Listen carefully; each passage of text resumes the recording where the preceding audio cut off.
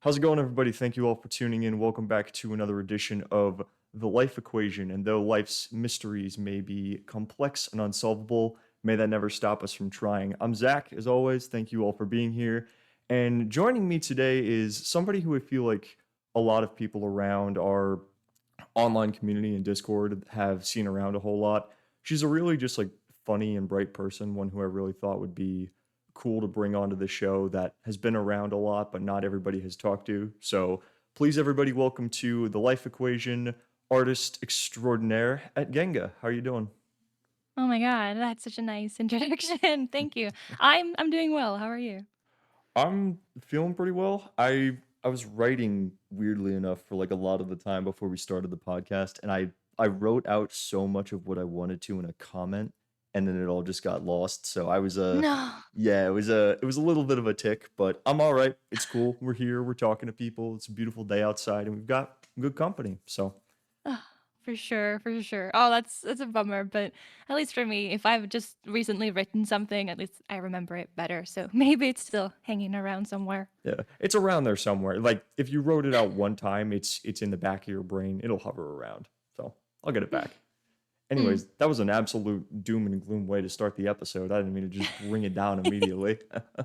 But yeah, Ganga, thank you once again for being here. I really appreciate the time, and I really appreciate you being open to talking about today's discussion topic. So before the show started, we were kind of briefly talking about where you were in your life with your PhD and the jobs you had and fulfillment.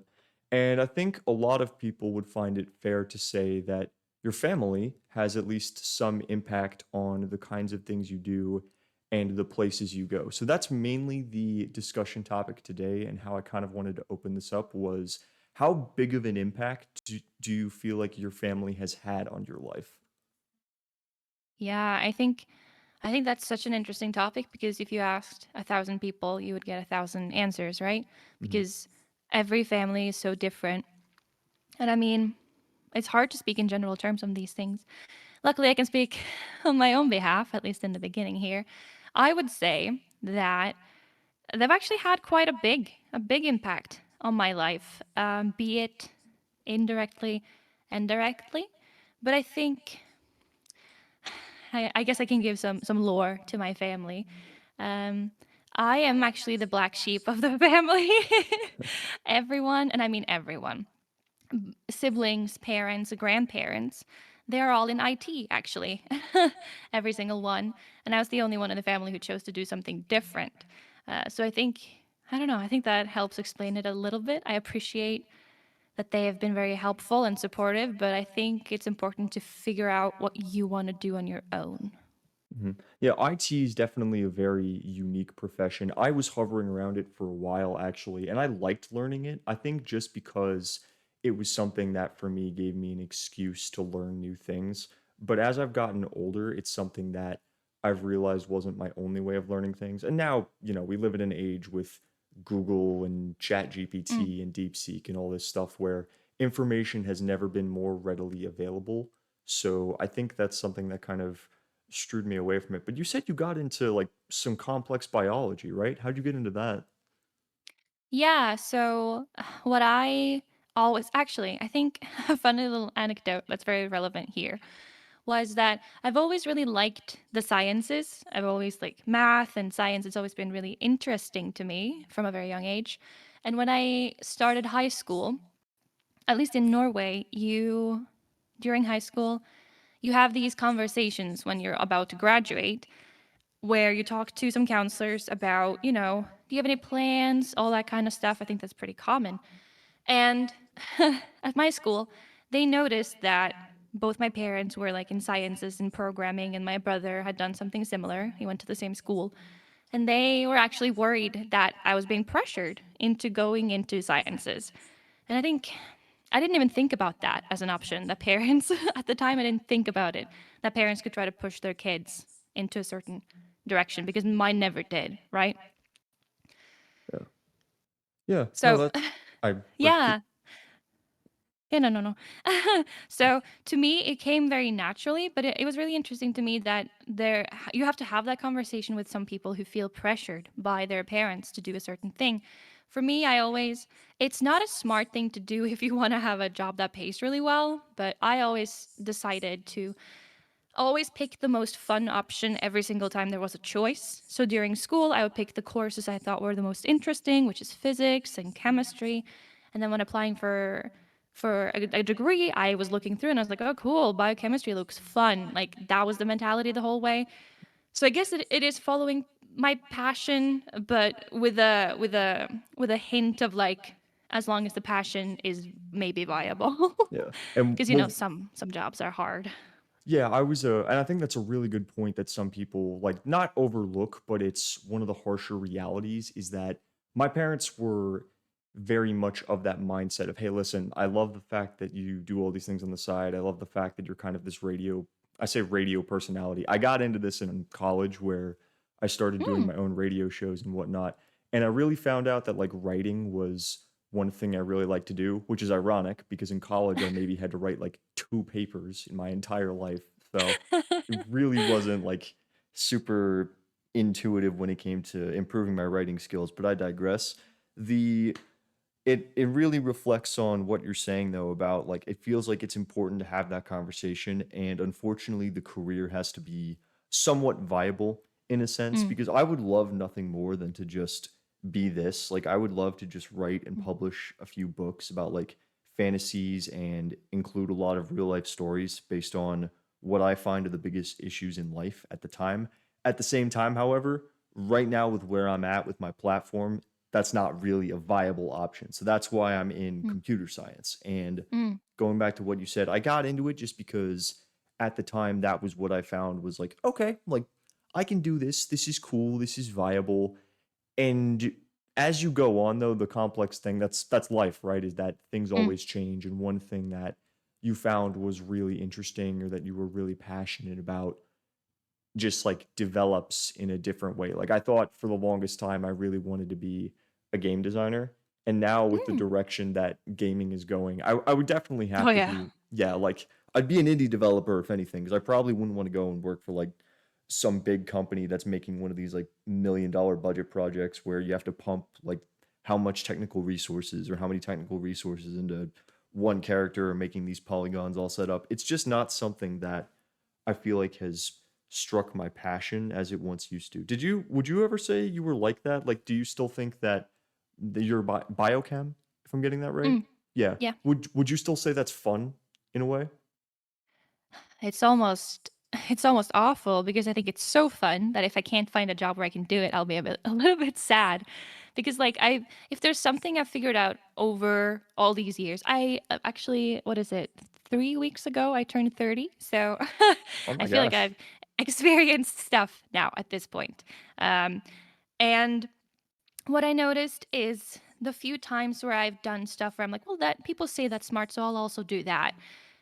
It's so it's work is a lot more hard when it's stuff you force yourself to do, right? Mhm. And that's why it almost you asked me like, "Oh, a PhD before we started, if it was really difficult doing a PhD." And of course it was. It's work. I did a lot of the writing in particular was hard for me, unlike you. I'm not good at writing. I'm I'm good at talking. I'm not very good at writing. And so, of course, there was hard stuff to do with the degree, but it almost felt like cheating because I know what other people have said about doing a hard degree or, putting in a lot of effort to something similar. And I felt like I was cheating just because, like, I did not pull all nighters. I did not see family and friends for months. I didn't go into a cave in my room and not see anyone. I would I would say it was a pretty pleasant experience doing a PhD, and that's because I'm so extremely invested, I guess, in the science behind what I do. It's so motivating and so interesting that like I don't know, it almost felt like cheating. Yeah, no, but see, Genga, that's not a problem at all for you to enjoy college. And first of all, like when you talk about, oh, I didn't pull all nighters, I didn't do whatever. Guess what? There's like 110% of business majors in the world don't do half of that stuff. They spend half their time going to parties anyway. So believe me, you're doing a fine thing. My cousin's a business major, so I'm making that joke to take a shot. But I understand what you're saying is that I, to an extent, like I had to work very hard on some computer science projects. I wouldn't say I had to pull a lot of all-nighters, but it was something that I wish I had enjoyed more. And if you are enjoying the Mm, work truly, like if you're sitting there with your PhD and you're looking at the science and saying, this is really cool, I like learning this, and then you still put some work into it, that's not a problem. Dare I say that's the way it should be because excuse me, if that's not the way it should be, if that's not the way it is, rather, then you're going to inevitably end up being miserable. And if you're miserable, then it ends up turning into a big snowball effect because then you're not going to be enjoying your job. You're going to have no motivation to do your job. And that's one of the things that I really actually love about what you just said there was the motivation. I think motivation in today's world for some people can be really hard to find, especially for a lot of people who are working those jobs that maybe they don't like. And so they come home and they want to do something else. They want to pursue their own passions or they want to try and get their foot in another door, so to speak. But then because they really don't like their job, they really just don't have the motivation to kind of go out and like pursue that passion. They'd rather just take it easy or like coast, I suppose, is the nice way of putting it. So it's a mm. complex issue.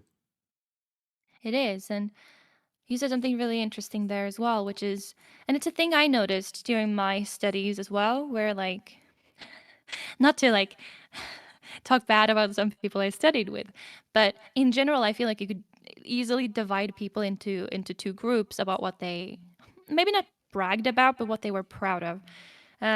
Where we had one group of people who, they actually would almost never talk about school, or they would ask to study together, or they would be very happy people. And then you had this other group of people who I know many of, and it's very common to end up in this group, where like society has taught you that your time should be spent on a thing, and that's all that matters. So I in particular had a friend who, instead of saying, hey, I finished all the tests we had to do, I finished all my reading, it took all day but I'm done, she would be like, oh, I sat at the library for 8 hours yesterday, she would say. And it's the same vein of like, oh, I pulled an all nighter. Oh, I only slept 3 hours today. Like this kind of bragging about losing your life, kind of Yeah, spending all your time doing a thing. I was gonna say, like, the sun's out Mm, that day, like, that's not something to brag about, that's, like, mm, not a life. exactly, exactly.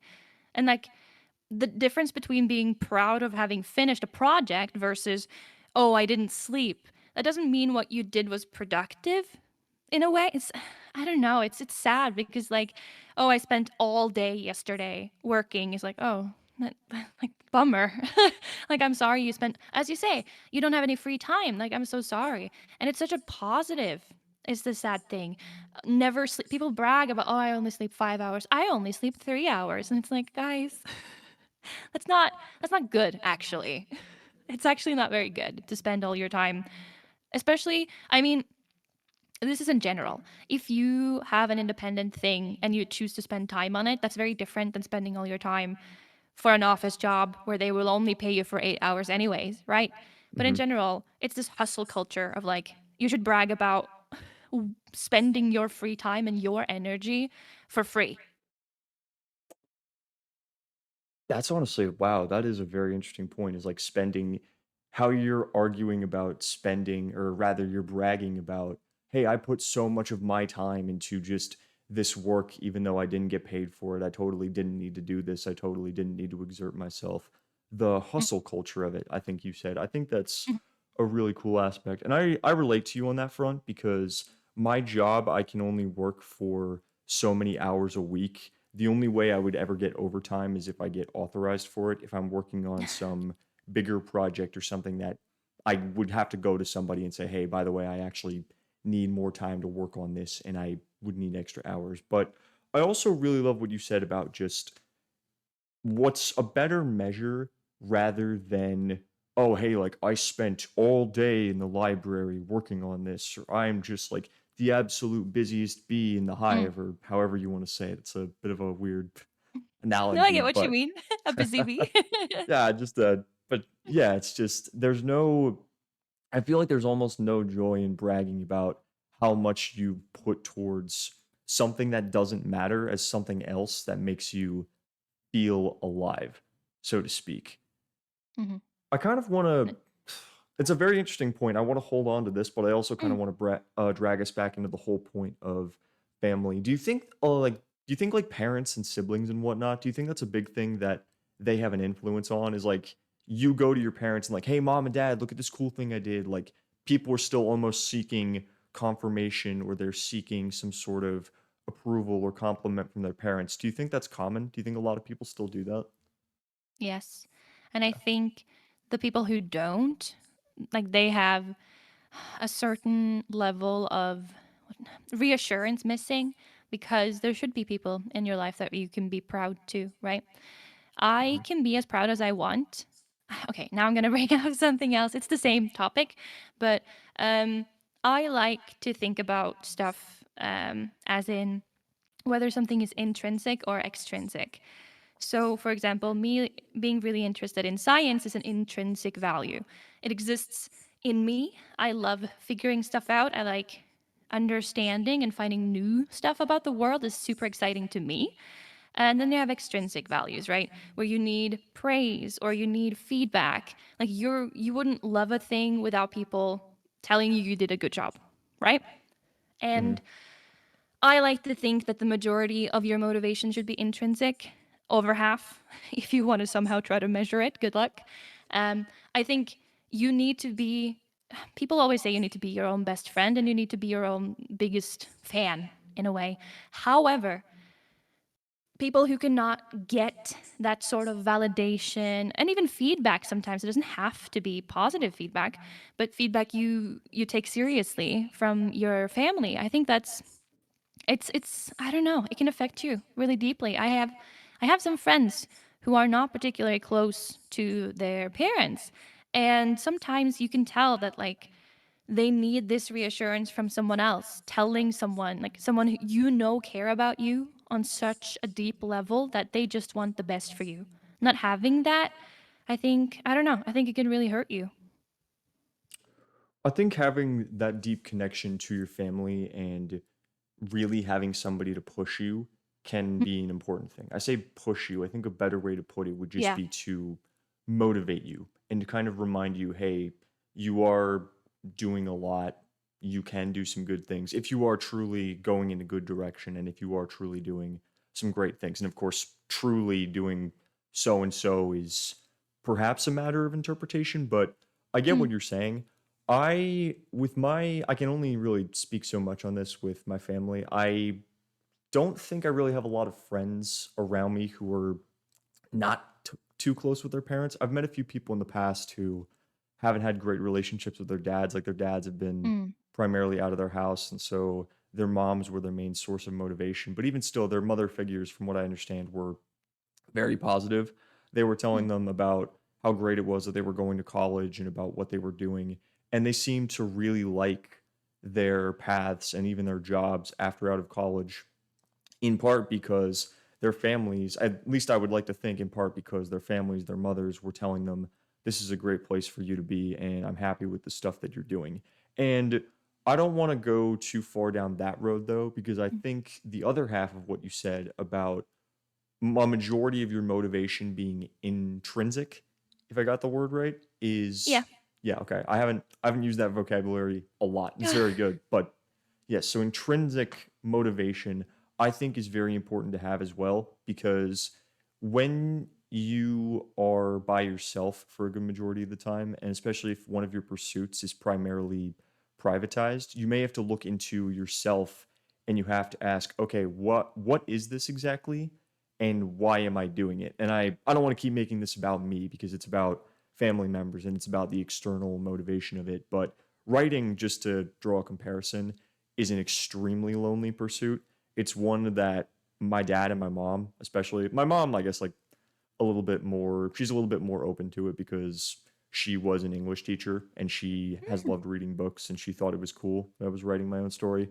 My dad has seemed very indifferent to it to the point where he says like, yeah, okay, it's cool if you write it, but he also, going back to what we were saying before, was like, all right, make sure that you have the job first and make sure you have everything figured out, make sure your finances are good, this and this. And Is that a problem? No, because that's what I Mm, think a lot of father figures are there for, is to make sure that you're doing the masculine that, like, for your son mm, anyways, this is the way I interpret it, is like you're mm. doing the masculine thing, you're figuring yourself out, and you have that sort of direction, which I'm drawing a lot of parallels here, but that's a whole thing that family has too. Is one thing that I think was mainly going to butt into the conversation here was family influencing your direction. And you said that your family almost had the opposite effect, like you were the black sheep of your family. I feel like in a way that's sort of, well, okay. I think I kind of am the black sheep of my close family in a way. I think that, yeah, my my parents and my sisters, they all like kind of have slightly different interests than me. I don't know what they're all doing in their spare time. I'm not exactly sure of how passionate they are about some beliefs and whatnot. I would like to think I've gone down a very different direction. Like I I'm really the only one in my family that has ever experimented with something like this, like with Twitch or with podcasting, and I'm the only one that really ever played video games. And granted, I'm going in a bit of a different direction in my life now, but I feel like there's a lot of benefit in a way to not rebelling against your family, but also being able to step outside the box and both like consider their input on the situation, and also, hey, this is what I want to do. This is what I think is the best path for me to go. How do I balance this, and how much of an impact should one have over the other? That was a lot that was in that rant. I hope I didn't get too far away from No, the. no, that was perfect. You actually you said something I think was like perfectly phrased, which is the fact that like when you have family and friends, especially family, of course, that we're discussing, being able to like, because some people are so close to their family or so easily affected by their family and close ones that they will listen, right? Regardless of whatever the family member is saying. And I think you touched on the fact that like having loved ones in your life and being able to think, okay, this person loves me and they want what's best for me. However, do I think like does this matter? Being able Mhm, to be, as you say, like, oh, my dad doesn't think being an author is a viable job to have, at least not mainly, right? Without mhm, something on the side. Do I think that's valuable? Having that middle step of being like, they're people, they have opinions, they care about me, hopefully. But do I think it matters? I think having that extra step of filtering out what you want to take to heart is really important because if you just take everything to heart, then you might be kind of railroaded down a path that is a bit generic and not exactly what's best for you, I think. mhm. I forget where I heard this quote from, but one of the best things I heard in the past week was like, you have to figure out your own direction. You have to make your own plan. Otherwise, you're most likely going to end up getting scooped up into somebody else's plan, being a part of that Mm, plan. And I mm, really think that's sort of a point of where I'm at with, is, as you put it, sort of not taking everything to heart, but also holding it with your family. Because at the end of the day, I do love my family. I'm from an extremely fortunate upbringing where I had a very stable household. My parents were together for a long time. I had two sisters that weren't like, crazy people or did a whole bunch of stuff.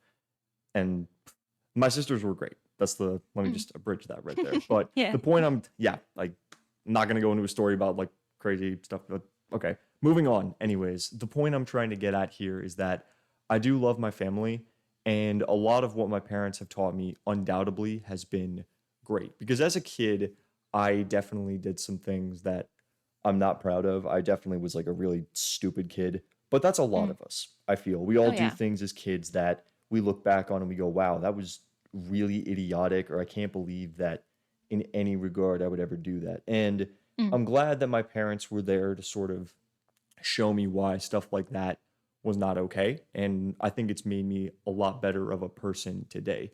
That being said, I feel like my parents also had a big impact on, how do I even put this? I feel like the one thing, if I would say I was missing growing up, the one lesson I never got was what we're getting at here, is choosing your own direction.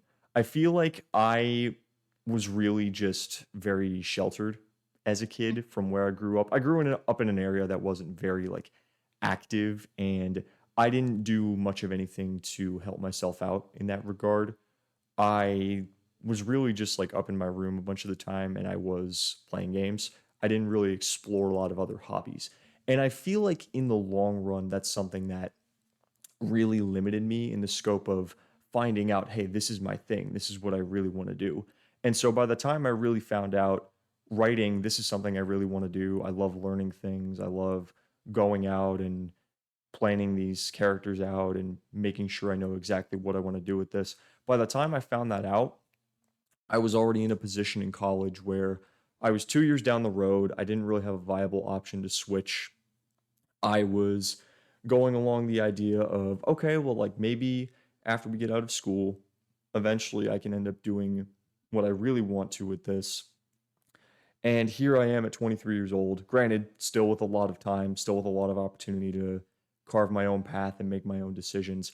But I'm sitting here and I'm thinking to myself, like, if I had started this at an earlier stage of my life, or if I had had the courage to say to my parents, or like if I had a better way of expressing to my parents or my family, I really want to change the direction that I'm in because I don't know if this is the exact path I want to take, my life would be a lot different. And in a lot of respects, I think it would be for the better. But then again, I'm not, I can't say that for certain. And all things considered, I'm still very fortunate, even from the upbringing, even from being here. I have a job now. I'm stable. I have an apartment. I can work on the things that I have in the side, and it's important that I'm just here and that I'm alive. But I also love what you said about making sure that what you do that you think matters is something that's really high. Because if that's not at a high point for you and you're putting way more emphasis on what we were getting at, like, oh, I just worked how many hours at my job, or I just did this, I have so much overtime. Like, at the end of the day, the harsh reality I've found is like what you do at that kind of job isn't as impactful as what you do to sort of be fulfilling. And at the end of the day, if you put a lot more passion into a side hustle that you find way more fulfilling, that's what you're going to be remembered for. And like, that's what you're going to remember is like, oh, hey, I did that. And I'm really happy with that. Yeah. Yeah, I really agree. And it's super interesting because in a lot of ways it sounds like we were completely opposite growing up Really? because I have a family that very actively, not forced necessarily, but they kind of forced me and my siblings to have several hobbies. Always, actually, growing up until our teen years, and then we got to pick which one we liked and keep them. So I played the flute for 12 years, I think it was, and I still play actually. I played football for like 7 years. I tried Wait, table wait, wait. Oh, tennis. you mean like soccer you played? And you, Yeah, yeah. okay. I was I like, see yo, if you I'm want to be imagining Genga in like NFL the football gear, like back, out here pounding running, people. the football with the feet. That's the one I'm talking about. So soccer. You're gonna Yes, have to I like was a draw up defense some player sketches about that now. I'm imagining you with like Marshawn Lynch just like absolutely with trucking my people. helmet running. Yeah, just like look out, the Genga bus is coming through. I mean, I do weightlifting. I'm a little bit strong. I'm powerful. Yeah, no, like you're that's what I remember you talking a bunch about like your weightlifting, and you still do Mm. that regularly?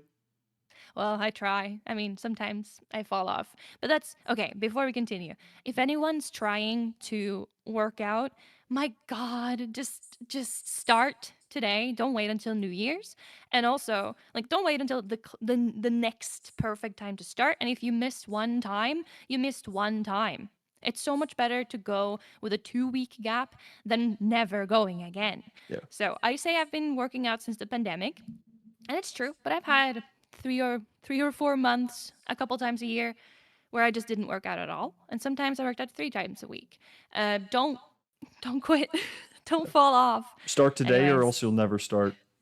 that's the thing. Everyone's like, tomorrow I'll start to like.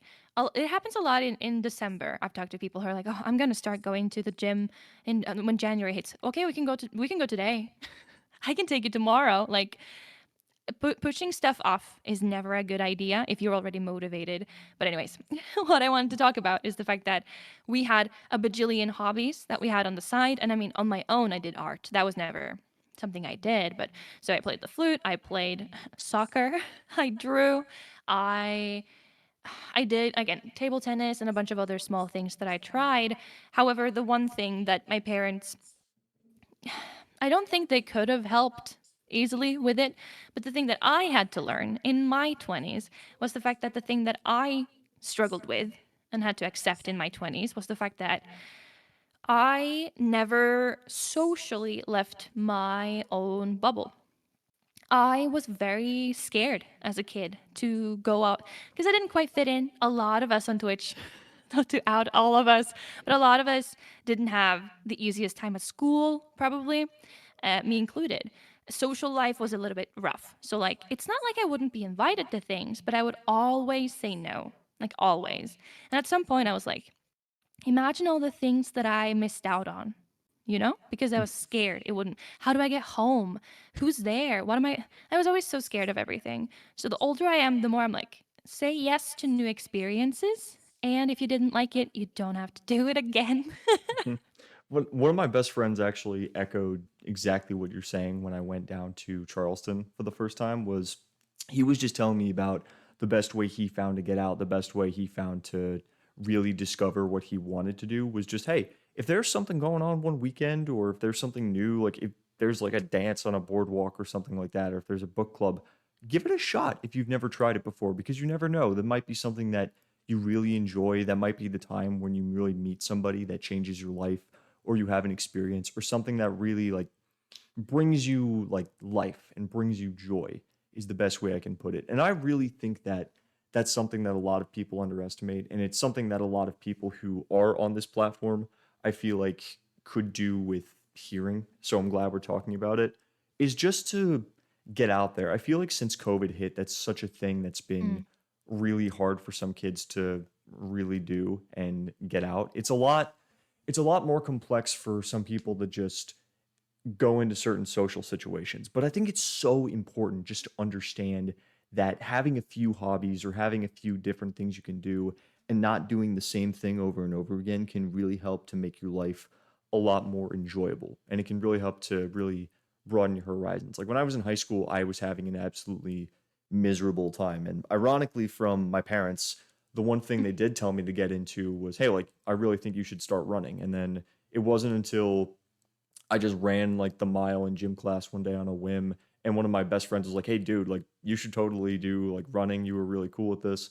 I'm like, okay, sure, I'll do running. And then I had like 2 years and change of track and cross country. And it was a really cool mm. time. Like, it was really good. I have run a bit to this day. I actually just ran a half marathon with my siblings Oh back in my October. gosh. Yeah, Wow, that's so impressive. yeah, I probably destroyed my knees by the end of it. But like the last mile, I was practically limping because my left knee felt Oh like it was no. gonna explode. Yeah. Uh, I should do more research on that, but I did it. Like I never would have done that if I had never done running. If I had said no to that opportunity, I wouldn't have a bunch of souvenirs. I wouldn't have gone on a cool trip to see my siblings. It just wouldn't have Mm, happened. So you never know the kinds of things that you can venture out into and you can just discover by really both by like being yourself, and if your family encourages you to do something new, I feel like that's really important. So for your case, I'm really happy to hear that your family was really encouraging. For me, like, it's a weird fine line. Like I said, I think mm, my family, to an extent, they did encourage us to do a lot. Like that was one of the reasons why I got into running, was because of my family. But I still had most days, it felt like, where I came home from high school and I wasn't gonna get screamed at if I was just up in my room playing video games, if that makes mm, sense. I feel like mm. there's something else that, like, I could have done myself, or maybe I could have heard something from somebody else or taken more advice to really get out. So, Mm. Yeah, no, I'm now going to say a thing that to some people sounds a little bit scary, but to me, it's the most motivational thing I think I read it somewhere forever ago as like a late teen or early 20s, and it didn't properly resonate with me until I got a bit older.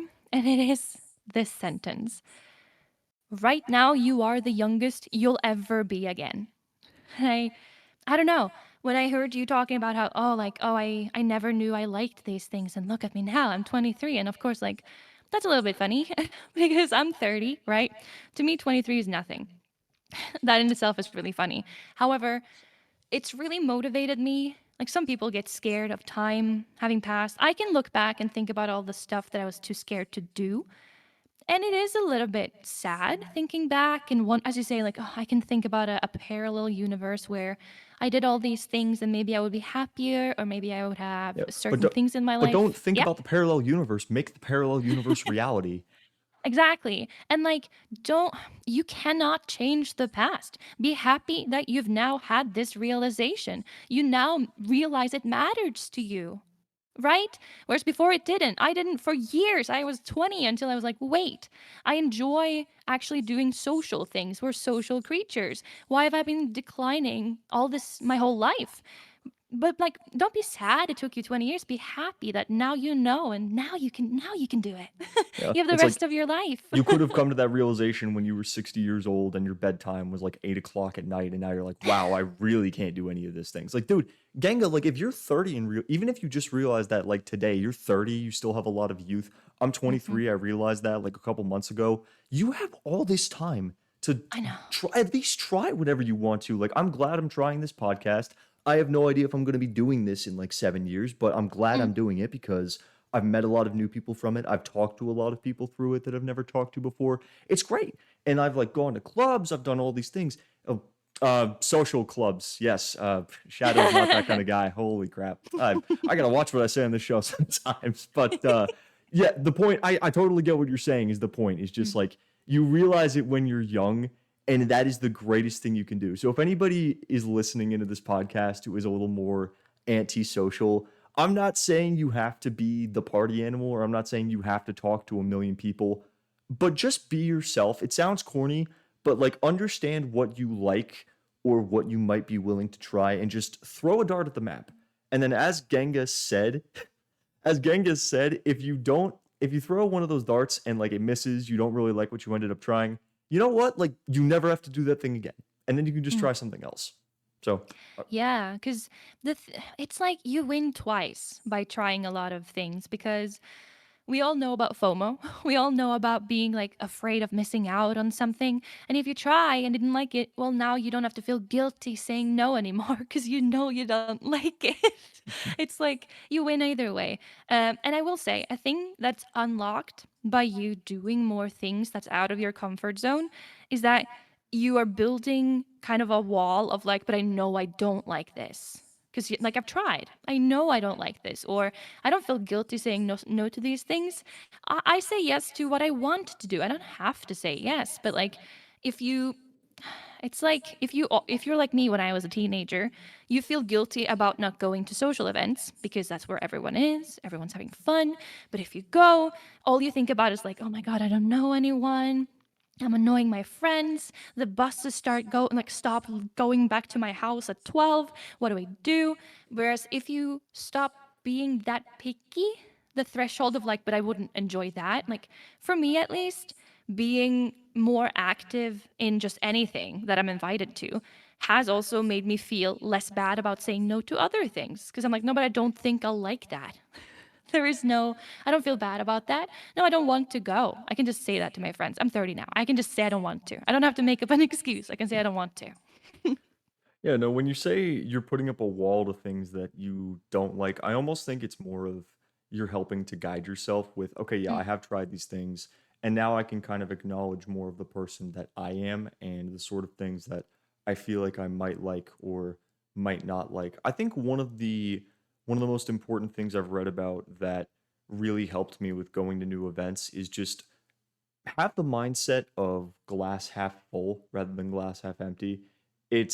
And what I mean by that is when you end up going to some new social event, just like maybe play around with the thought of like, okay, well, like I don't really feel comfortable about this. I've never done something like this before, but this might be fun. Or like I might meet somebody new here, or I might discover that like, okay, this is something I don't really like, but hey, now I learned something else about myself. Try and see if you can like start it with a positive thought. And then even if the experience itself is something that you really don't like, at the very least, as we were saying, you learn something about yourself. And then that will help you to guide you to a lot of things that you do enjoy doing. But the important thing is that you always try to look at it from a positive manner at first, because if you have it from that lens, it's going to help you out a lot more. And even if the experience doesn't turn out as you expected it to be, it won't be so bad. At least I think. Mhm. Yeah. Actually, that's a good way to, like, add in a comment that I would have liked to hear when I was starting studying, because, again, I picked something that I thought sounded interesting. And I don't know about the US, I assume it's similar, that the first couple of semesters, whatever you pick, it's more generic stuff. Like it's zoomed out, you learn, everyone has to learn math, everyone has to learn this and that.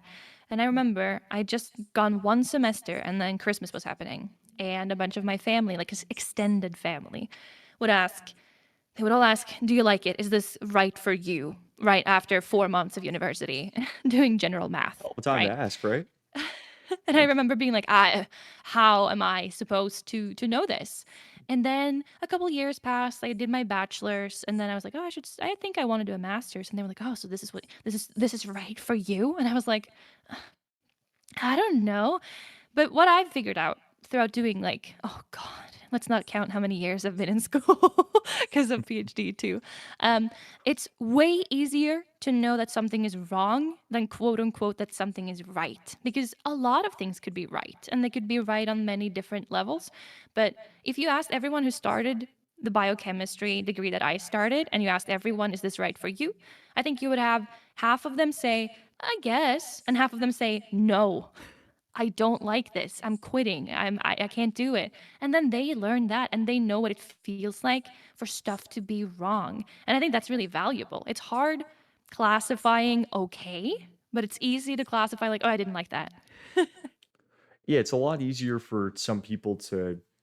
In fact, I because I get what you're saying actually, because it's kind of the same what they want to do in computer science. Like in computer science, the first couple of classes they taught us at university, and it is pretty much the same in the U.S. where you have all your basic classes at university. Like you got to take a math class, you got to take a science class, and all this stuff. Mm, But for some of the beginner computer science classes, they dropped us with these like really hard projects, and they just dropped us with some really sort of abstract coding concepts. And for some people, they pick it up, but the way that I've heard it described is that's their way of weeding people out. And I mean that in the best way possible. It's their way of saying, like, hey, here's what this is going to be like. And for all of the people who, okay, I really don't want to do this, they acknowledge that, because it's like you mm, said, it's a lot easier for somebody to start writing out a coding project or not reading the documentation or whatever they may have to jump over and say, I mm, really don't like this. Like, I want to quit. I don't enjoy this at all. And mm. I feel like that is definitely reflected in a lot more majors and even interests than just that. So, would you say that's what happened with biochem? Was like you were just like, "Oh, this is okay at the start," and then it started becoming enjoyable? Or was that like, "I love this right off the bat"? Yeah, I would say that's exactly what happened. Where I didn't. So in Norway, when you apply for university, I think it's, oh my God, I don't remember these dates anymore, but I think by late April, you can put up to 10 different, like, I guess, courses or whatever, majors and I guess minors that you can, undergrads, that you can put in a list of 10? 10. Yeah, it's a list of 10. And then from the top, they'll see if you get in. And if you get into the first one, they don't even try to apply for the bottom nine or whatever. It's a weird system, but it kind of works.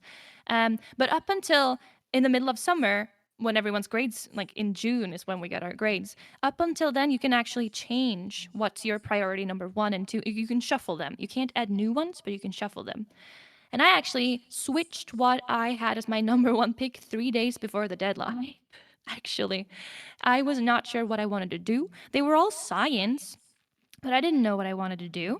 And then I started and I was like, I don't know. I don't know about this. But the further we went into it, the more complex it became. And that's what I like, right?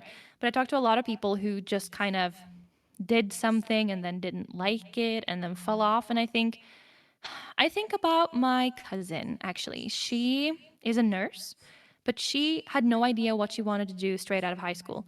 And she did, now we're circling back to family, she did what a lot of people do, and they just pick something that's similar to what their parents do. Now, my uncle, her dad, he was a history teacher, so she just became a history teacher. and she hated it. She absolutely hated it. She almost finished the degree, but didn't. She didn't, and that's a lot of courage too to stop when you're close, because sunk cost fallacy. But she hated it. She thought on it for a semester. She didn't do anything, and then she picked nurse to become a nurse. And I remember I talked to her at a family reunion when she had just started. She'd been there for one semester, and she couldn't stop smiling because she was like, "This is my people. They're just like me." And I was like, "Oh, there we have it. There we have it." That was one of the when I this past weekend I was at a friend's wedding, and that was one thing that really just like I guess like it made me really happy to hear this, but his dad was telling the story, the groom, he was telling the story from his dad about how he called his dad during college and was like, I found my people. Like this is where I really want to be. Oh. And I feel like that's where everybody should really try to be is you want to have that kind of group or that kind of thing and you do realize like this is really it. And I'm really happy to hear that your cousin, you said, right? Mhm. Sister? Yeah. Okay, cousin. Yeah. So your cousin, I'm very happy to hear that she found that out because some people don't even get that far. Some people don't Mhm. even think they have the choice or they have the option to try and branch out of that or they have the ability to do something else. And I kind of like the way you did tie that back into family with do you feel like there is a choice or do you feel like there is something else that like is really holding you down to this? Like that was one thing that I never personally felt like Mm. um I guess the only thing that I can maybe relate to on that front is like sort of military in my family, and not even really military. I'd say more so just like like law enforcement, like military. It's a long stretching thing in my family. My dad was an officer for 25 years, and then I have a bunch of Wow. uncles and cousins who are all military or who all are all Air Force. My sister actually is Air Force ROTC. She went in for that. I'm Wow. yeah, I'm probably I've had a lot of people tell me I'm like the most military looking guy to never be in the military. So it's I see. it's yeah, I get it all. Down here especially there's a lot of people who are Mm. in the military and so they think like, "Oh dude, you're in Charleston." I'm like, "Look at you." It's like, but anyways, going Mm. back to what you were saying is just I feel like there is a lot of history like that in one's family. When there's a lot of history like that in one's family, it can make it seem like a lot harder to try and branch away from that. And I know you had a similar experience that you were talking about earlier with IT and like your whole family being in IT. Mm. Actually, maybe let's go back to that as well to kind of break off here because I was just going to say that it sometimes felt like I should be down that path, but I never was Mm. pressured by my family to really do this. And my dad even joked sometimes, like some people never marry cops, so make a you can make like 1,000 jokes about it. But what was that like going away from your family from IT? I think it's really strange because I think actually that all of them, my two siblings and my mom and dad, I think that on several occasions when there's like family reunions or birthdays, as I said, I just turned 30, so we had a big celebration. Um, I think they actually feel like I'm excluded sometimes because they just talk about what they do, right? And if you've just touched IT, you know that there's a bajillion like little words and phrases that you've never heard before, or everything has to be like an acronym or something. Like, oh, we just downloaded the CPSU to use Bungle at work, and I'm like, oh, okay, sure. But I think I notice sometimes when we have conversations, one of them will like look at me and be like, "Oh, sorry, we don't have to talk about work." Well, I'm just listening in. Like I don't feel excluded at all, actually, by my family.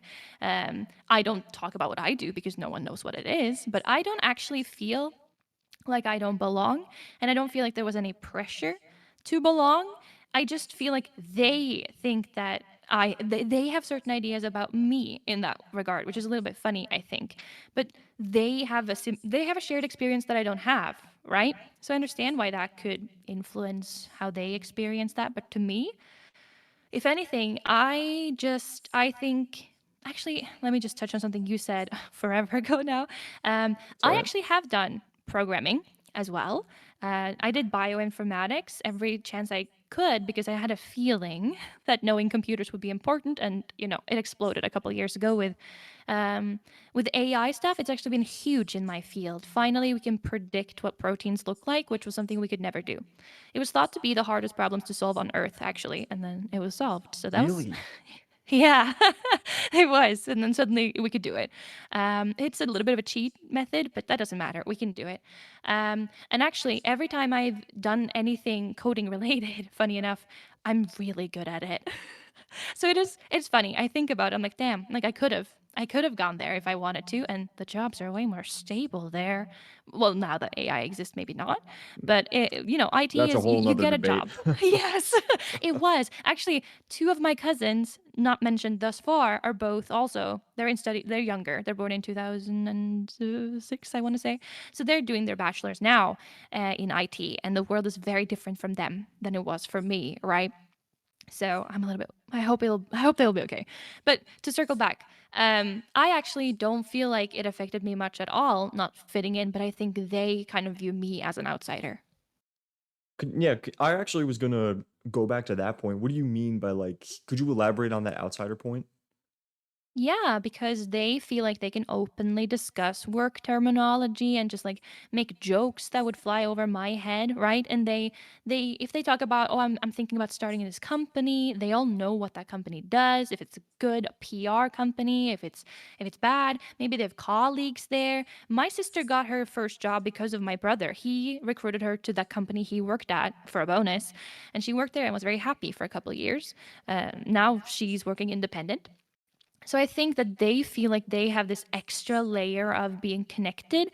And I have to speculate because I can't read their minds. But sometimes it feels like I don't know, it's not pity, but they're like, "Oh man, bummer that you don't feel included, but I don't feel excluded." You know? I kind of get what you mean, and I'm glad to hear that your family doesn't exclude you like that. I feel like that's a reflection of the fact that you do have a good family. At least that's what I'm picking up on. My family is sort of the same way in the sense of I'm always going to be there. There are still a lot of things that we can talk about with our family members and with some things that we've gone and seen, or we still have a lot of common interests between sports and a few other things regarding the family. But I definitely relate to you in the sense of being the black sheep of my family, the one that went out here, the one that Mm, has these different interests. And I don't want to say there are certain things my family is hesitant to talk about with me, but I think there are certain jokes and like certain topics that my dad would talk about with like some of my sisters as opposed to me, just mm, because they pay more attention to it than I do. And I mean, I don't know if I necessarily have a problem with that. There's no mm, real benefit in getting angry about it or like thinking too hard about it because all that's really going to do is like drag me further away from, okay, like here's what I'm focusing mm, on. I'm focusing on myself and like I know that this is what I want to do. Kind of going back to the point of building your walls and sort of creating your own direction. I have sort of accepted the fact that I'm different from my dad and my mom in that regard in a lot of mm, ways, and I'm similar to them in a lot of ways. And funnily enough, I think actually doing that has made me have a better relationship with my parents and my siblings than I ever had. Like my younger sister, who I've mentioned a few times in passing on this podcast, when we were both growing up, we never used to get along very well.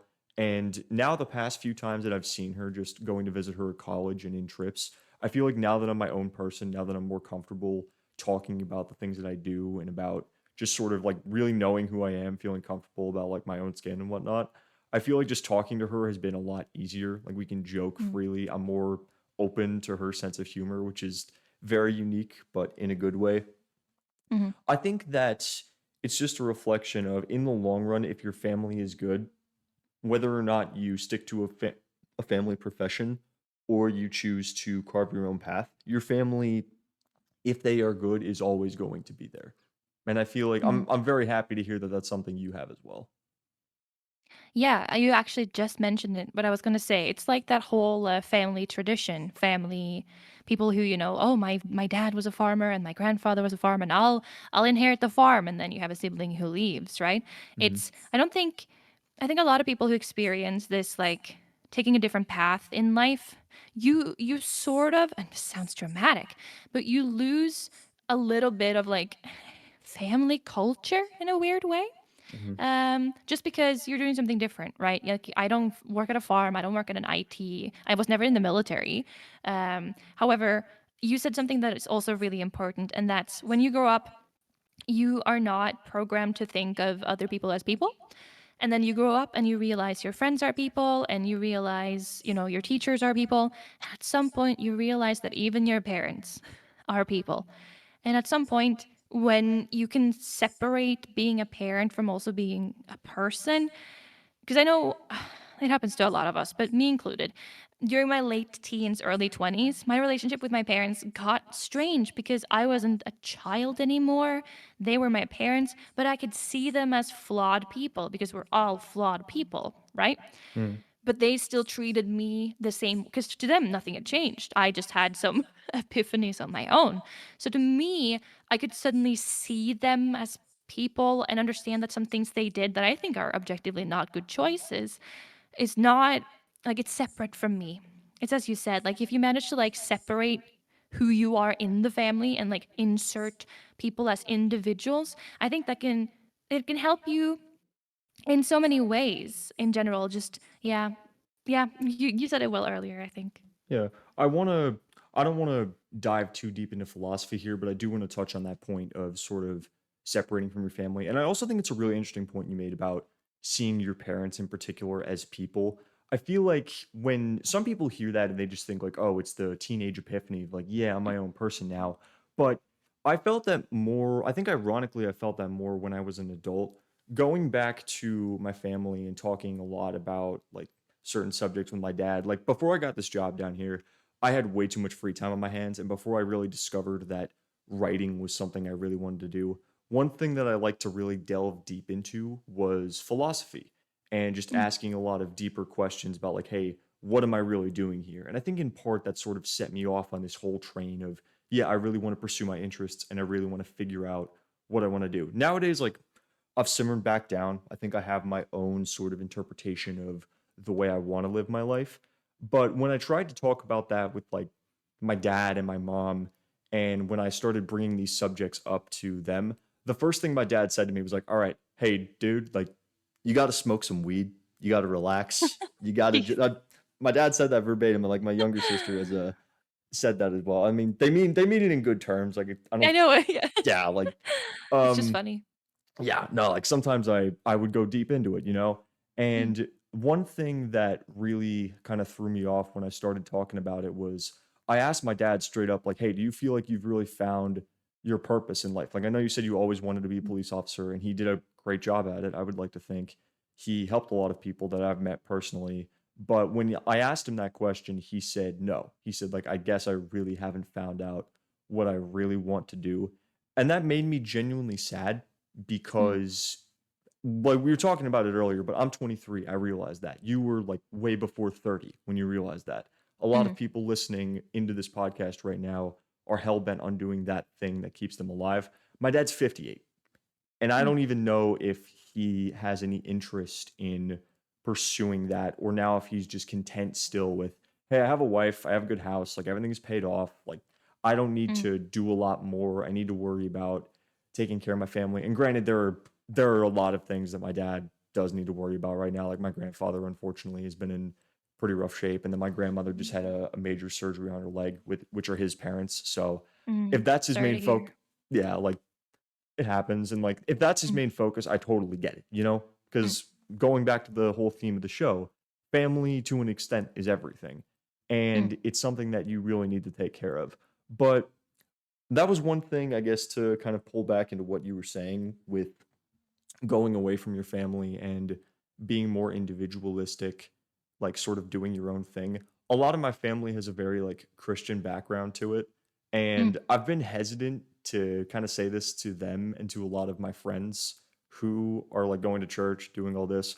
I mm. honestly think I've come to the conclusion that I'm way more agnostic than anything. Like I don't necessarily deny the existence of God, but like I have a lot of reason to believe that Christianity isn't the be all end all worldview. And again, I don't want to delve too deep into that because I feel like I've brought it up one way or another in every episode, but that's just an example of what you said. Mm. So, Yeah, no, I totally understand actually, because I didn't.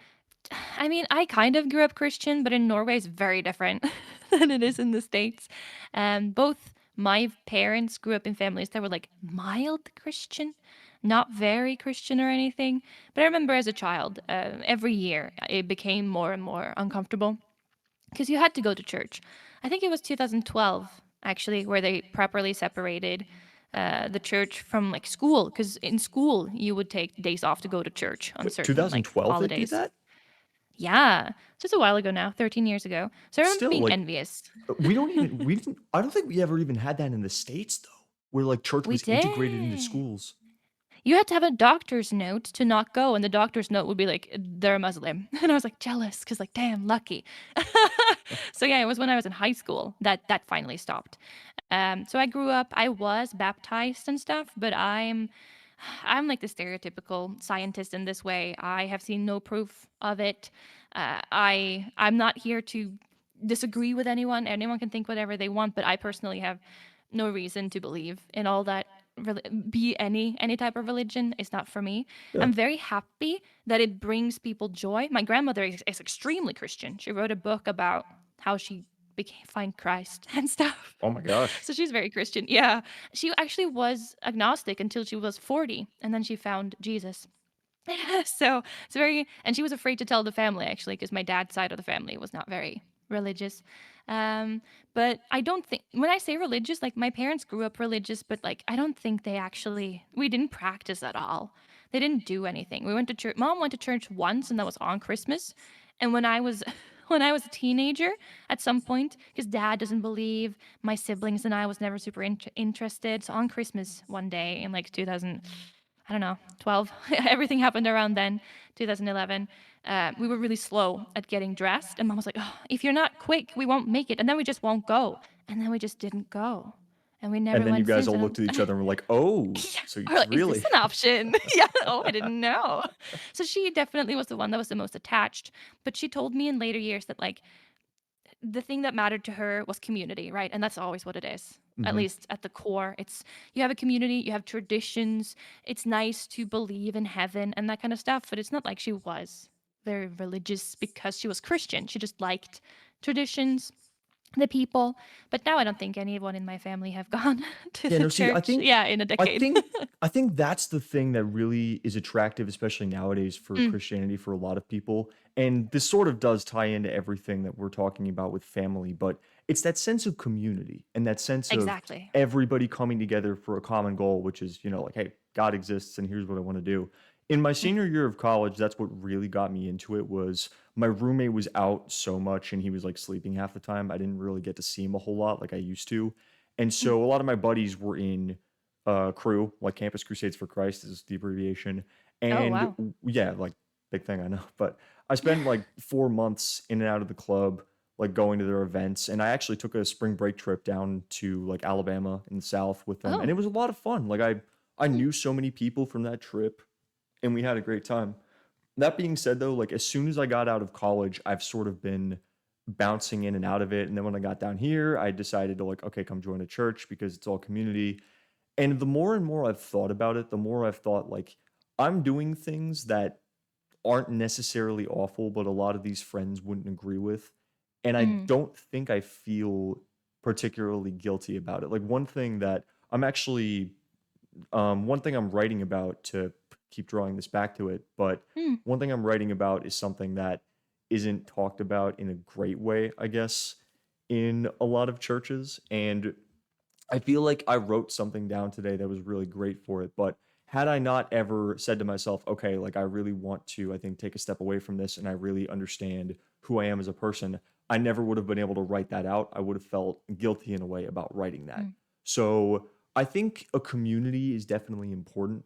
And this sort of mm. draws back to what we said ages ago now about, hey, like I think it's important to have sort of that ex extrinsic. That's not the word. Extrinsic, yeah. Extrinsic, yes, thank you. What would I do without Jenga? But extrinsic, yes, that word. It's good to have exterior motivation, and it's good to Mm, have a lot of people that do lift you up. That being said, if you do have something that, so to speak, fulfills your spiritual needs, like you have a side hustle, or you do have a lot of other friends, a close knit community that isn't necessarily Christian, I feel like that mm. also like scratches that itch. And I imagine you found a lot of that as well, sort of after you stopped going to church. Oh, yeah, like, it's very because I say all the things, but the thing is, it's gonna sound a little bit dumb, but it was sometime during primary school. I think I was like 7, 8, maybe turning 9, where I at some point realized that people believed everything that was being said in church. Because I just kind of went and then they said things, and I don't know, I loved books and I like video games and whatever. At some point, I realized some people actually believe this, and I felt really bad going to church because I didn't believe it at all. I felt like I was being mean to them by going into a building that meant a lot to them, and it just didn't mean anything to me. And I will say that that's a view that tied me together with a lot of people in similar boats, because Norway's not a very Christian country anymore. And like, I don't know, as you say, it's different kind of community. I kept thinking about that phrase, the it takes a whole village to raise a child thing. And in many ways, what that just means is that you need a community. Not that it's difficult and you need like a lot of people, you do, but it's so important to have a community of people. It doesn't have to be family. It can be found family, it can be friends, but it's extremely important to belong somewhere. I think the loneliest people are the people who haven't found a place to belong, because then everything feels off. Yeah, I think that's no, I mean that's right at home with the point. I think that just like having that group and having that place that when you're not always doing something or where you're not always pursuing a side hustle, having somewhere to go or having people to talk to is incredible. And I think that it's not wrong to look outside of, hey, why was the universe created? Because you don't Mm, need to be religious to have a community, not at all. I mean, we've seen it here with Discord. That's the whole reason the platform exists, is because you have a bunch of these communities and people that you can build relationships that you can build with people that you might not have even never known. Like I never would have known you without Discord because you're from mm, Norway, I'm from America. It's a big true. gap, but I'm happy that we're here, and it's a great reflection of it to know that there are other people who are in the same boat. I think that it's not wrong to look outside of that to have a community. And I think honestly, it is human nature to sort of feel the way you did, like, oh hey, I'm not really super passionate about this. Because I you basically just Mm, reflected how I felt about it was mm, I'm I'm tired of acting like I am a patron saint or I'm always actively trying to be this like really great person. I would like to think I'm a decent human being. I would like to think I'm not trying to actively go out and do people harm.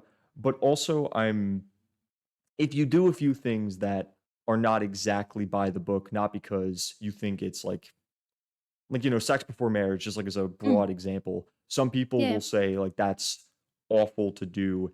I'm not necessarily sure I agree with that, but like the one thing I will say about it is I think you should at least have a really good standing with somebody that you have that kind of interaction with. But that doesn't mean that if you have that kind of experience with somebody really emotionally attached to you before you get married, I don't think that person is bad. I think that's human nature. And I Mm, think having a lot of always being in an echo chamber that prevents you from really thinking outside of that box mm, is unhealthy to say the least. And I think this, I've said, I sound like a broken record at this point, but tying this back into family, it's great that your family is the best of both worlds in that regard. Like they really help and support you. They want to listen to you regardless of what your belief is. But for a lot of families, they're also not going to yank the chain and try to keep you in there mm. should you want to do something else or should you want to have a different worldview. And I think that's the healthy way to go about it. For sure. I think, and I think this is joked about in every country, but I think you hear your parents talk, and it's the whole like, oh, when I went to school, it was uphill both ways to get to school, and we had to trek through snow for 5 hours to get anywhere. It's hyperbole, but I think it's a really interesting thing you see in parents where they experienced a world that straight up was not as good as it is now in many ways, for women, for minorities, just structure of like public transport, whatever it is. The world could be improved, they thought, and then they improved it, and then they see their kids live a life that's in some ways easier. And I see a lot of parents struggle with this because they didn't have to go through what I went through. And it's this sense of like control and like what you deserve. I think some parents, and you see that too when it comes to religion, and like you live under my house, which like I wasn't asked to be born. I I didn't ask for this. You wanted a child. I think a lot of parents can struggle with both being a person raising a child because they need support, but also you are raising a human being, an individual who will become an adult. And at that point, you cannot control them anymore. So I think I love my family a lot and they're great, but I think every parent will struggle with the transition from treating you as their child only to treating you as their child whom they hopefully love, but you're also a person who can disagree and it's okay to disagree. And you were hammering that home earlier with what you were talking about with like, hey, I realize that my parents are just people in that sense too. Do you ever feel like there's a level where individualism becomes a problem? I mean, yeah, you see that sometimes too, right? It's the opposite kind of where we all it goes back to being in a community, right? We're in a society, we live in a society. We're in a society and we're in communities, and even though you are a person and you have your own views, we have to act in a certain way as well. I love having my own opinions. I love that every relationship I have is different with people because we're different. But also, we have social norms and we have to you can't just view people as an individual and you can't just think of yourself without zooming out sometimes, if that answers that. Yeah. Well, so what you mean by that is it can't all be about the self. You have to look to outside sources at some point. Yeah, I think Yeah. you must. I think the strength, the core should be you and you should be confident as yourself as an individual, but you're human. You have to rely on people. You have to belong somewhere. You Mhm. must. Yeah, in fact, that's one thing I really felt when I came down to Charleston was I really thought that I was very hell bent on doing my own thing outside of my job. And then I realized coming home from work every day and like trying to just pursue that and not having any sort of friends or social group, it was driving me insane. I just couldn't do Mm. it. And that shouldn't surprise me because we're not robots. It's like you said, we are social creatures. I feel like doing this to an extent is great. I feel like talking to people and even just being online sometimes can be Oh yeah. great. It can help you meet a lot of really cool people, but also get outside and just figure out who you are, like we've been saying, and do things that you want to try out and do things that you know you can do. That's important. Yeah, you see it a lot online, especially if you, I think, venture into neurodiverse places on the internet. Of this whole like, you have to step outside of your comfort zone once a while. You don't have to do that all the time. You shouldn't, because then you'll be uncomfortable all the time. But I think you are. It's gonna sound like one of those quotes you see on like an inspirational quote, but you are limiting yourself when you are staying within your little bubble. You're not allowed to grow. You can't, as you say, like I think the easiest comparison, because it's simple, that I can make is that I absolutely love tea. I drink a lot of tea, and ever since I was like 21, I think, every time I saw a new tea flavor or brand that I'd never seen before, I buy every single one because it could be my new favorite tea. And I Mhm. think you have to look at life like that sometimes too. Like this could be my new favorite thing. People, my dad, I think, well, not necessarily even my dad, but like some people think I'm crazy for doing that. Like when I go to the store, sometimes I'll buy a new flavor of coffee or like I'll try a new like cereal or something like that. Or just like if you want to go out one time and try a new restaurant, maybe like go someplace you've never been before. And some people aren't even really, they don't have the motivation or they don't have the drive to try and go do that just because they'd rather stick to what's comfortable. But I totally agree with what you're saying is that you can't just stay inside the comfort zone and you can't just like stay in your little hermit shell forever because eventually something might come along that forces you to leave that shell. And when that Mm. happens, if you're really not ready for trying new things, it's not going to be comfortable for you. And so you have to, as you put it, look outside of the box and really make a decision for, okay, when this inevitably changes and when I'm forced to try new things and figure out what do I believe in and like where do I want to go, you either have to have a decision or you're going to get swept along and you would rather do the former than the latter every time. Yeah, exactly. Now you touched on something that was extremely important for me to learn. And this is something I didn't properly I knew it, but I didn't accept it until my mid 20s, which is the fact that life is like being in a little boat, a tiny boat that you can kind of maneuver, but not really. You are in a river and it keeps splitting in offshoots and you can try to avoid change. You don't know what's around the corner. You can try to paddle upwards and stay in place, but life is literally change. Nothing will stay the same. It might sound really scary, but nothing will stay the same. Your relationship with your parents, where you live, your work, your favorite song, like everything will change. And as humans, you've probably heard it, at least it's very common to say, is that you get good at what you do, right? So if you draw a lot, you get good at drawing.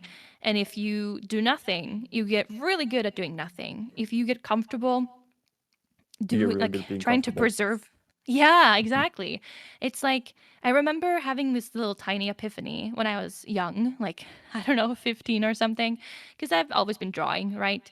And when you're a beginner artist, you just draw whatever. And then you become a little bit good, and then you want it to look good. So you do what every kid does, and it's put all the hands in pockets or behind people's backs, because it's hard to draw hands, you might have heard. And then you do that forever. And then you try to draw a hand and it looks awful. And then I remember I realized as a teen, I was like, the only way to get better at this is to do it. And that's life, right? I used to have really bad social anxiety, and then I got that job at tech support, where my whole job was to answer phone calls. And believe it or not, I'm actually pretty okay calling on the phone now. I used to be deathly afraid, but I did it so much that it actually helped. Like being afraid of something and avoiding it, there's a difference between like, oh, this thing is hurting me or I don't enjoy it versus I'm afraid to do it and I will never improve. I think that's also a thing people need to keep in mind. Hmm. And what you're saying there isn't, chain an anvil to a kid's ankle and toss him in the Mm, ocean. But what you are saying is you have to try and do things that are outside of your comfort zone and do things you're uncomfortable with because that's the only way to grow. yeah. Yeah, exactly. It's you're afraid like it's a little bit cute when you're a teenage girl and it's scary to call the pizza, so you get your parents to order pizza. Is it that cute when you're 30 and live alone and want to order a pizza? Like at some point, you got to take baby steps to if it's something you want to improve, if you're fine, like you don't have to change anything really. But if it's something that's bothering you, it might be worth considering why it's uncomfortable and whether you want to try to improve it or not. Be it talking to strangers, taking chances, like doing that actually just doing new things is also a skill. You get used to it because if you never try new things, just trying one new thing is very scary. So literally everything is like getting XP, okay? It's all just skills in RuneScape. You just gotta level them up, okay? Life is a game of RuneScape at Genga 2025. It's true. I'm in the gym lifting the same weights for 10 minutes. Is that not RuneScape? Oh my gosh. Yeah, no, I think what you said though about oh my gosh, no, what was it? No, I lost my train of thought. You were No. saying like everything is you were sort of saying everything is difficult until you do it once, and Mm. then what was the other thing you were said? No, you said it before the XP comment. Oh no. Oh gosh, I can't think of it. No, no, no, no. You were okay. I really like what you were just saying though about like Mm.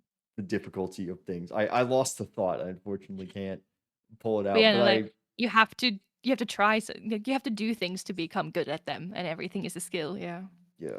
Oh, and also the what was it? You said something about like family specifically in that like you're never going to like isn't it fun when you get or no why is something difficult? I'm sorry that I had to dig into that, but Mm. I think that's a really interesting question you asked was not only do you have to ask like okay can I do this or how do I start doing something if I think this is good for me but I'm uncomfortable with it, but you have to really look back and ask why is something difficult, like was it something in my past like maybe with my family or was it something with Mm. friends or was it an experience and how do I overcome that?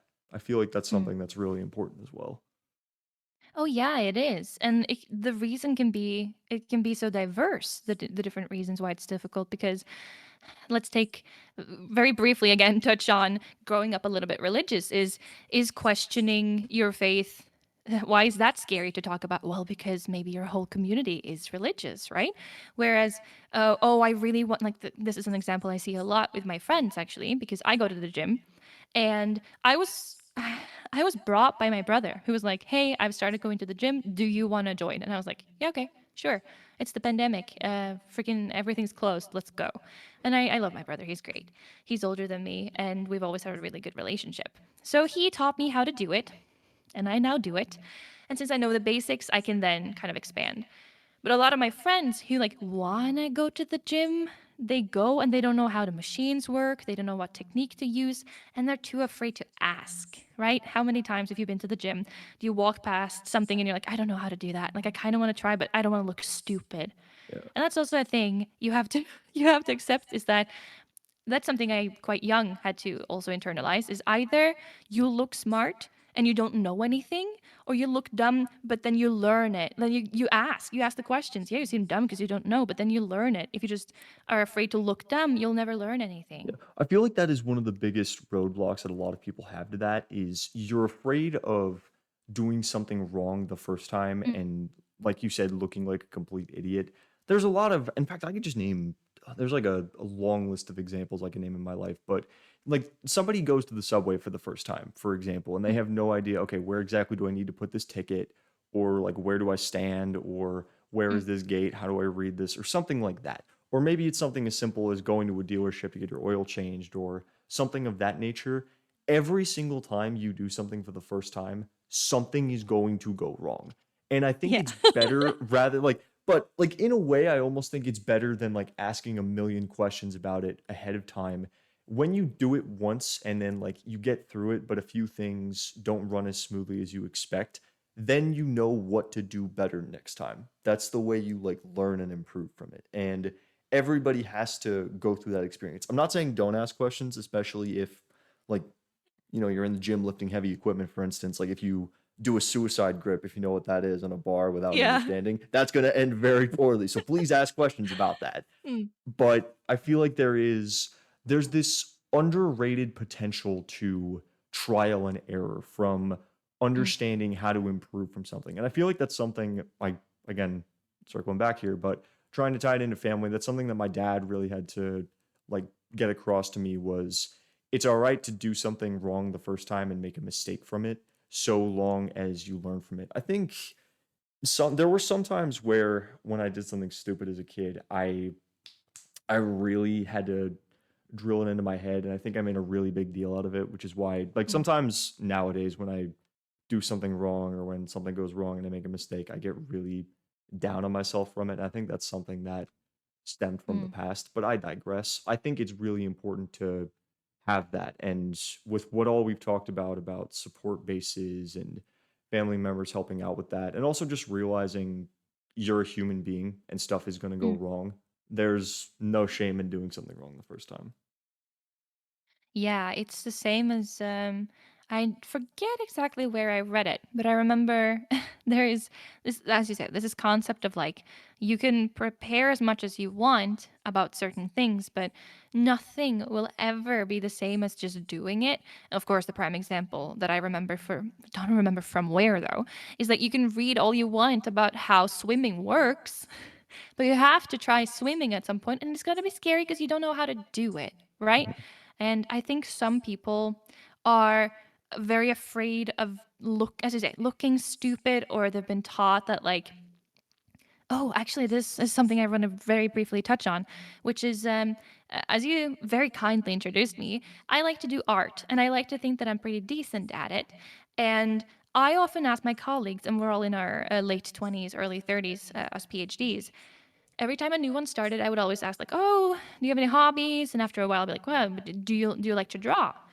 And no one answers with, "Yes, I like to draw." They answer with, "I'm not good at it," which I think is really interesting. Yeah, like that is actually a very interesting response when you dig into that. Yeah, do you have Um, to be good at it? Do you have to? Do you like it? Do you? No, I'm not good at it. Okay. People like sing and dance even though they're not good at it. Uh, is it I mean, is anybody good at singing and or, like, is anybody good at dancing, like, when you put it like that? That's Mm, something subjective, like, art even to an extent is subjective, and I feel like there are just it's Yeah, no, that's the best way I can put it is it's a reflection of Mm. you figure out what works and what doesn't. So you go out, you do it, and like if you fall on your face a few times and like then figure it out, that's great. I don't think I've ever walked into a room of people and like we've all asked about a hobby and everybody at once has said, "Yeah, I'm bad at this." Especially if that's like something you do regularly. That's just funny to me. Yeah. Well, also, I guess art is it's so funny because like some skills if you ask, people will be like, "Oh, haha." Like if you're a decent singer, you can be like, "Oh, I'm okay, haha." Whereas like art, especially the arts because it can be a job as well. People have this it's this idea that if you have a hobby, you have to be good at it. Right? If you're like, "Oh, I knit." People are like, "Oh, can you show me a picture of what you knit? How good are you? Do you make sweaters?" Whereas like, "No, maybe you just make like a scarf every couple of years and it takes you 4 months to do." And same like, oh, I have a friend who recently started getting into art and they're also 30 because they're my age. And because they read somewhere that like watercolor in particular is very calming. And they're like, I'm not, it feels great to put stuff on paper. I'm like, yeah, art's great. But of course, you can't be like, oh, I'm drawing because people want to see what you draw. They want to see your art. And they have this expectation of like, oh, well, if you're this age, you should be this good. And that's really bad because I have more than half, hopefully, I have more than double of what I am left, right? I hope to be over 60. So if I can never start a new skill because I will be bad at it. If you start something new, you will be bad at it. And it sucks because 10-year-olds are as good as you or even better than you. But I think it's really limiting the fact that society thinks you have to be good or you can't do it. If you have a hobby, that you're good at it. I draw for a hobby, you better be good at it. You game for a hobby. Oh, which games do you play? Are you good? Is it ranked? Like you can't just enjoy things Oh anymore.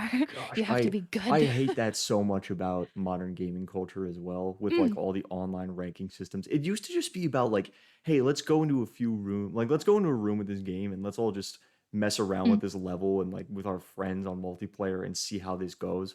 Or like with different cultures even just like, oh, you don't know like so and so, you don't know this language. Now you can't read this amount of mm, poetry or you can't do this.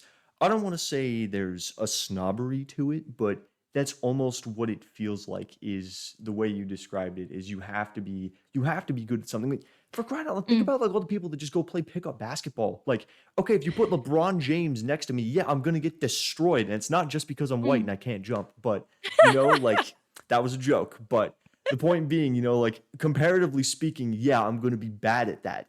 But I'm gonna have fun with it. Like, especially if I'm playing with friends maybe it's going to be a really fun time. I'm going to have like Mm. a blast just laughing and like throwing stuff up and seeing what happens. It's a fun hobby like that. So I really resonate Yeah, with that. it's this not to be very leftist and bring in the capitalism, but it's this idea that like, oh, the stuff you spend time on apart from work, it has to be something you're good at. So you could in theory earn money off of it. You could be a gamer, you could be an artist.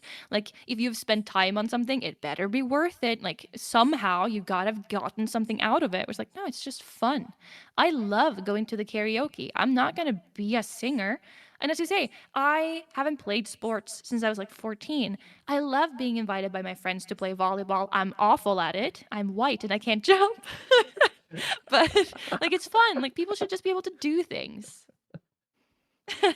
It's like never put us on a volleyball team together is what I'm hearing. Otherwise, we'll be like we'll completely It let wouldn't go everybody well. down. What do you mean neither of you can spike? What is this? Real. Oh my god, Genga, I feel like this episode could go on for so long. I would be down to have you on the show again. This has been a great time today. It's been I'm great. It's been great. yeah, no, I'm very thankful to have had you on the show today about family and Mm, everything with the podcast. I feel like that was a very insightful episode between the sports and just between the different experiences from countries and whatnot. So thank you, mm. really. It's been a great Yeah, time. it was great. Thank you. Thank you for inviting me. It was lovely. Thank you. Yeah. So yeah, if everybody watching in, if you guys want to go check out Genga after the show goes up on Spotify and YouTube, you guys can find her socials down below. Make sure you check out some of her really cool artwork. I'm assuming you have that posted somewhere. Like, do you have a portfolio or anything for your artwork? Am I wrong on that? Do I All right, there. do, but I actually don't really share. It's kind of funny like that. All right. But, yeah, of course, you can find my Twitch if nothing else. Yeah, no, I'll link the Twitch and like her whatever socials may be available down in Mm, the description. So you guys will be able to check out Genga. She's a admittedly a really cool person. I hadn't talked to you much before the show either, but like I'm really glad we did this. This is a really cool like moment of discovery. So thanks again, Genga. yeah. Yeah, likewise. Yeah. But yeah, so on that note, thank you guys all for listening into the life equation. I've been Zach. It's a very good time. And from our guests, do you have any final words for people? I just want to remind everyone that it's never too late to start doing anything. You're the youngest you'll ever be. So if you don't start now, you might regret it. So if there's a hobby or some life choices you want to do some change or try something new, do it. You'll be happy you tried. Truer words were never said. Yeah, so everybody listen to Genga. That's the advice I can give. And until next time on the life equation, I will catch you guys then. Take care, everybody.